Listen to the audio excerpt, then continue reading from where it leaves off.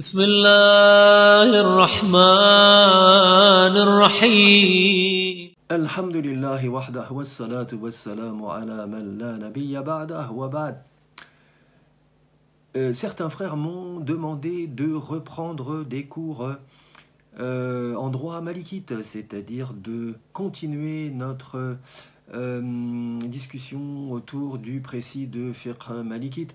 Et eh bien, je trouve que cette idée est excellente. Donc voici la suite des cours que nous avions donnés il y a plusieurs mois de cela. Donc saison 2 du précis de fiqh malikite, c'est ainsi que on va intituler cette série de leçons. Alors, nous nous étions arrêtés, me semble-t-il, à la question des khouf. Nous avions terminé ce chapitre et traditionnellement, les fuqaha abordent ensuite la question du ghusl ou encore de la grande ablution. Alors, avant de parler de la grande ablution, rappelons que la grande ablution est une ablution en soi et que les ablutions se divisent en deux choses. Le wudu, la petite ablution, et le ghusl qui est la grande ablution. Alors le mot wudu, et ça n'est pas inintéressant de le savoir quand même, désigne l'acte de faire la petite ablution, de s'abluer. Alors que le mot wadu, avec donc un A, désigne l'eau destinée à la petite ablution. Ça, c'était pour l'anecdote. Autre anecdote,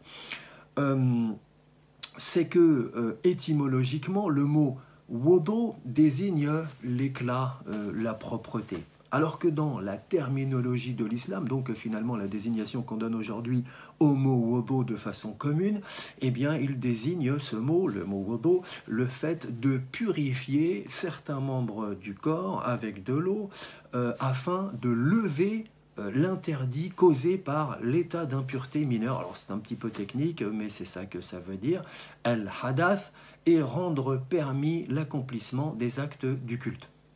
Bon, mais ça n'est pas le sujet de notre discussion aujourd'hui. Le sujet qui nous occupe, c'est celui du ghusl.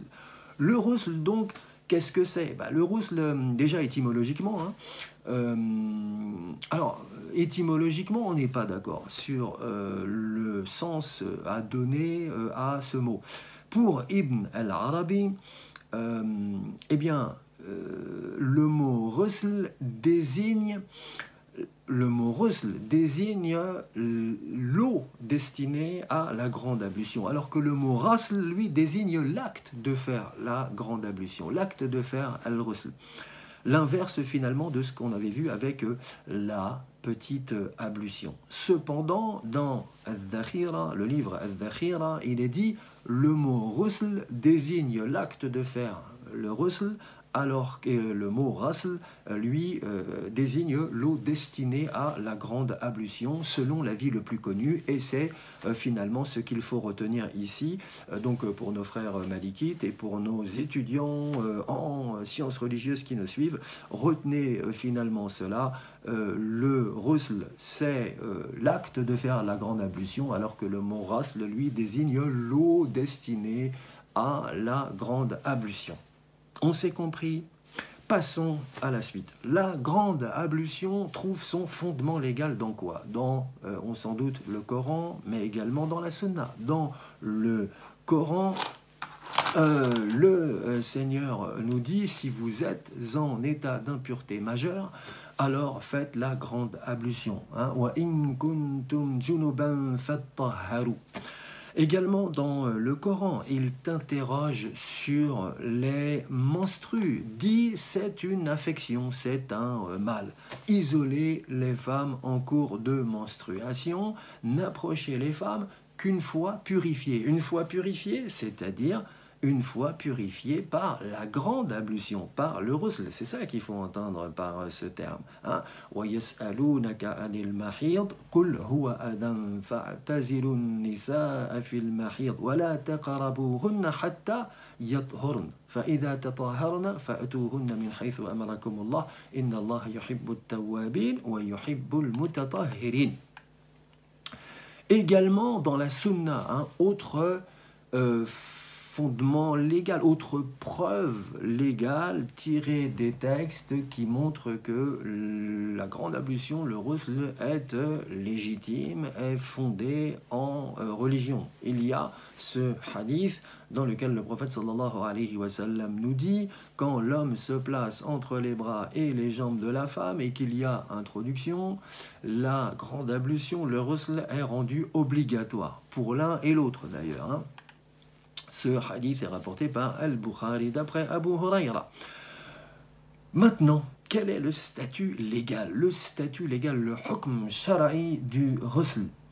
Bien, sachez-le, la grande ablution, le ghusl est soit obligatoire, fard, soit vivement recommandé, sunnah. Hein, on s'est entendu, me semble-t-il, dès nos premiers cours, les premiers cours que nous avons donnés en fiqh malikite, on s'est mis d'accord pour dire que quand je parle d'actes vivement recommandés, j'entends sunnah. Hein, le terme est à comprendre comme cela.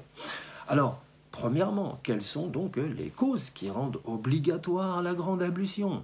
Bien, il est obligatoire de faire le ghusl, mes frères, mes sœurs, après une émission voluptueuse de sperme, tant par l'homme que par la femme. Oui, bon, on ne va pas s'étendre sur la question puisque ça a déjà été fait. Une femme comme un homme a une émission de liquide au cours donc de la jouissance qu'elle ou qu'il éprouve. En tout cas, c'est le texte religieux, le texte issu de la Sunna qui nous le dit. Hein. On a un hadith comme ça d'Umm Sulaym, d'Umm Sulaym radiyallahu anha, qui alla trouver le prophète sallallahu alayhi wa sallam et qui lui dit: ô envoyé de Dieu, Dieu n'a pas honte de la vérité. La femme est-elle tenue, je cite, hein, de faire la grande ablution après un rêve érotique? Oui, répondit le prophète sallallahu alayhi wa sallam, si elle voit du liquide, hein, littéralement. Et Umm Sulaym de s'étonner: ô envoyé de Dieu, est-ce que la femme émettrait du sperme? Dieu te pardonne, reprit le prophète, et d'où viendrait la ressemblance des enfants avec elle? Bref, quoi qu'il en soit, une chose est sûre, si le fidèle a donc émis du sperme pendant le sommeil, donc on va distinguer, hein, faites cette distinction entre l'état de sommeil et l'état d'éveil. Donc, si le fidèle a émis du sperme pendant le sommeil, peu importe alors qu'il y a eu jouissance ou non, la grande ablution est rendue obligatoire en droit malikite. Bah oui, pourquoi? Parce que la personne qui se réveille après avoir dormi et qui trouve des traces de liquide spermatique ne saurait dire si oui ou non elle a éprouvé une jouissance en cela ou pas. Raison pour laquelle les docteurs malikites nous disent que dans tous les cas, qu'il y a eu jouissance ou pas, eh bien, s'il y a eu émission voluptueuse de sperme en état de sommeil, la grande ablution, le ghusl, est rendu obligatoire. C'est un premier point. Si par contre, le fidèle a émis du sperme, cette fois-ci en état d'éveil, on s'est bien compris comme cela, a émis donc du sperme en état d'éveil, il faut, pour que le ghusl soit rendu obligatoire, qu'il y a eu jouissance. Ce qui signifie qu'il faut alors non plus un critère, mais deux critères pour rendre le ghusl obligatoire en tel cas. Premièrement, l'émission de liquide spermatique, et deuxièmement, qu'il y a eu donc jouissance. Si il faut quand même faire une remarque. Tout ce que je viens de dire à l'instant signifie qu'il n'est pas nécessaire alors, pour que le ghusl soit rendu obligatoire, que la sensation de jouissance coïncide avec l'émission de sperme. Ce n'est pas ce que j'ai voulu dire. Ce que j'ai voulu dire, c'est qu'il faut qu'il y ait les deux critères pour que le ghusl soit rendu obligatoire. Peu importe que l'un coïncide avec l'autre, je veux dire dans un même temps ou pas. Donc, cette émission de sperme peut avoir lieu après la disparition de la sensation de jouissance, comme par exemple dans le cas où le fidèle éprouverait le plaisir sexuel sans coït, puis aurait une effusion de sperme après disparition du plaisir. Si également l'effusion séminale, donc l'effusion spermatique, a lieu sans plaisir ou avec une sensation autre que le plaisir ordinaire, la grande ablution, bien sûr, n'est pas obligatoire, mais seulement la petite, c'est-à-dire seulement le wudu en droit malikite. Alors là encore, autre remarque, l'évacuation de sperme est l'une des causes qui oblige à faire le ghusl. On est d'accord là-dessus. Et non le wudu. On est également d'accord là-dessus. On l'avait vu au chapitre du wudu. Oui, mais dans un cas seulement, l'émission de sperme oblige à faire seulement le wudu. C'est quand le sperme est émis anormalement, c'est-à-dire avec insuffisance d'orgasme ou avec absence d'orgasme. De même, le wudu est la seule purification obligatoire pour celui qui, après une cohabitation rapide, a pratiqué le ghusl et ensuite a subi une effusion séminale. Alors, je vais donc vous matérialiser la chose. Prenons l'exemple d'une personne qui aurait eu un coït et qui aurait fait sa grande ablution sans passer par les toilettes, et qui, après avoir fait le ghusl, après avoir fait la grande ablution, aurait une émission de liquide spermatique qui serait restée éventuellement dans sa verge. Est-ce que à ce moment-là, cette personne est obligée de faire la grande ablution, refaire la grande ablution une seconde fois ou pas pour avoir finalement émis ce liquide? La réponse, vous pouvez me la donner vous-même au vu de ce que nous avons appris à l'instant, à savoir que 2 critères sont nécessaires pour rendre le ghusl obligatoire en cas d'émission de liquide spermatique à l'état d'éveil. Premièrement, qu'il y a eu émission, et deuxièmement, qu'il y a eu jouissance. Or, dans le cas qui nous occupe ici, il y a eu émission de liquide, mais il n'y a pas eu jouissance. Raison pour laquelle seul le wudu s'impose. Oui ou non? Oui.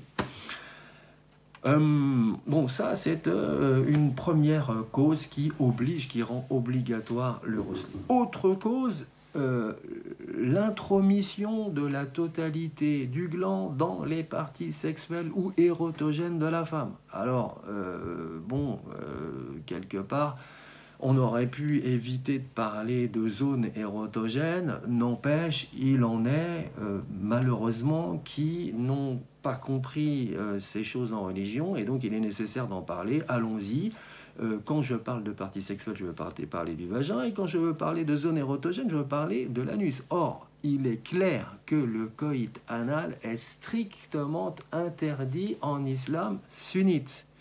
Et ce point fait l'unanimité des docteurs de la loi, en sorte que nous nous référons, nous autres sunnites, à ce hadith qui est tiré de la sunna, dans lequel le prophète sallallahu alayhi wa sallam nous dit, rien de moins que cela, maudit soit celui qui pratique le coït anal sur une femme, à tel point que le prophète sallallahu alayhi wa sallam a qualifié ce coït de sodomie mineure. On trouve ce hadith dans Abu Daoud, Tirmidhi, Nasa'i, Ibn Majah et Ahmad d'après Abu Huraira. Alors, quand je parle d'intromission donc de la totalité du gland dans les parties sexuelles, je veux dire par là quand bien même la verge serait enveloppée d'un préservatif. Parce que d'aucuns pourraient dire, oui, mais quand il n'y a pas contact direct entre les 2 parties génitales de l'homme et de la femme, et qu'il y a quelque part une gaine qui empêche ce contact, est-ce que dans ces cas-là, il y a obligation de faire le ghusl, la grande ablution? Oui, également. Oui, également. Mon char est en train de m'appeler. Bref, oui, également. Pourquoi? Parce qu'on a un hadith en ce sens, et qui nous dit quiconque a eu un rapport sexuel dans l'absolu, hein, nous dit le prophète sallallahu alayhi wa sallam, celui-là est tenu de faire le ghusl. Donc le critère ici, c'est celui du rapport sexuel, indépendamment du fait qu'il soit avec gaine ou sans gaine, avec préservatif ou sans préservatif. Dans une version, il y a également cet ajout, il est dit même s'il n'a pas éjaculé, hein, même s'il n'y a pas eu émission de sperme. Ce hadith est rapporté par Muslim d'après Abu Huraira. Troisième cause qui oblige à la grande ablution, au ghusl, la cessation de l'écoulement du sang des menstrues. Dans le Coran, vous avez tous lu, isolez-vous des femmes en cours de menstruation, n'approchez d'elles qu'une fois purifiées par la grande ablution.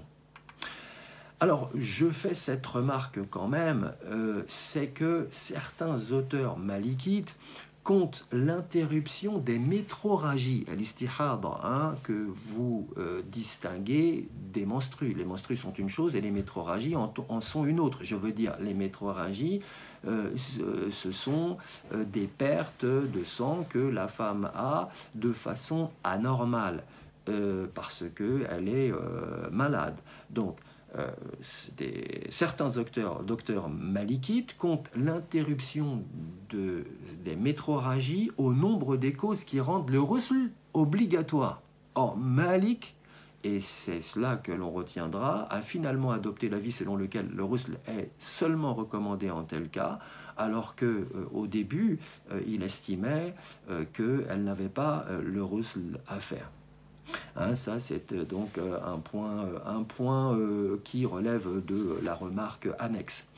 Quatrième cause qui oblige à la grande ablution, eh bien, l'accouchement ou la cessation de l'écoulement du sang des lochis qui suivent l'accouchement. Alors là encore, on fait une petite remarque, c'est que étymologiquement, le mot nifas en arabe donc désigne l'accouchement de la femme, qu'il soit accompagné d'un écoulement de sang ou pas. Sauf que, selon la terminologie des docteurs de la loi, des docteurs de l'islam, ce mot désigne l'écoulement de sang par le vagin qui advient chez la femme suite à l'accouchement, pour autant que celle-ci soit en état, en bonne santé, et que l'écoulement advienne durant la période ordinaire. Ainsi, l'écoulement de sang donc, qui se fait par une autre issue n'oblige pas à quoi que ce soit. Et également l'écoulement qui advient alors que la femme est en mauvaise santé, ou l'écoulement qui advient après la durée maximale d'écoulement, qui est d'ailleurs de 60 jours. Hein. Tout cela ne relève pas du nifas. Cinquième et dernière cause, et par là nous terminerons la question donc des causes qui rendent obligatoire le ghusl. Eh bien, il y a le fait que l'individu se convertisse à l'islam et donc prononce la profession de foi islamique, Ashhadu an la ilaha illallah wa ashhadu anna Muhammadan rasulullah. Une fois que donc le mécréant, c'est comme ça qu'on va l'appeler, se convertit à l'islam, désormais il lui est demandé par la loi, de façon à titre obligatoire, en tout cas en droit malikite, de faire la grande ablution. Bon, on en a donc terminé avec les causes qui rendent le ghusl obligatoire. Passons, si vous le voulez bien, à la deuxième partie de notre propos, et par laquelle nous terminons cette vidéo qui fait déjà pratiquement 20 minutes. Je m'étais promis 15 minutes, c'est raté. Les occasions pour lesquelles il est vivement recommandé de faire la grande ablution, ou alors on remet ça pour une prochaine vidéo. Allez, on fait comme ça. Wa sallallahu ala sayyidina Muhammad wa ala alihi wa sahbihi wa sallam wa akhiru da'wana anil hamdulillahi rabbil alamin. Allahumma hdina fi man hadayt wa afina fi man afayt.